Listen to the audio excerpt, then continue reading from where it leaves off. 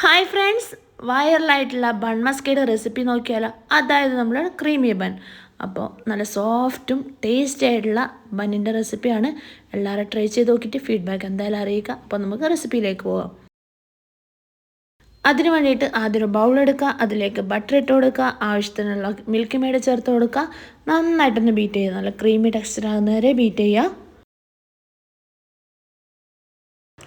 നന്നായിട്ട് ബീറ്റ് ചെയ്ത് വന്നാൽ ഇതിലേക്ക് വാനില എസൻസ് ചേർത്ത് കൊടുക്കുക.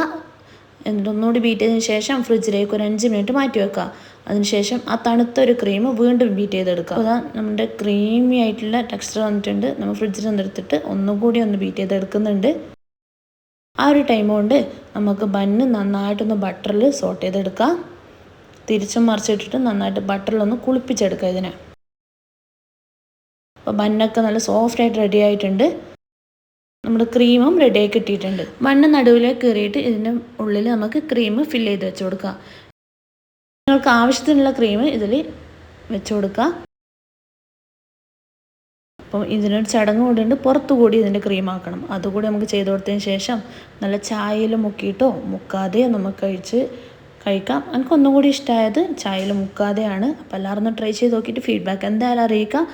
അപ്പോൾ എൻ്റെ മുൻപുള്ള വീഡിയോ ഒക്കെ ഒന്ന് കണ്ടു നോക്കുക, സപ്പോർട്ട് ചെയ്യുക, ഫോളോ ചെയ്യുക, സബ്സ്ക്രൈബ് ചെയ്യുക. Thanks for watching.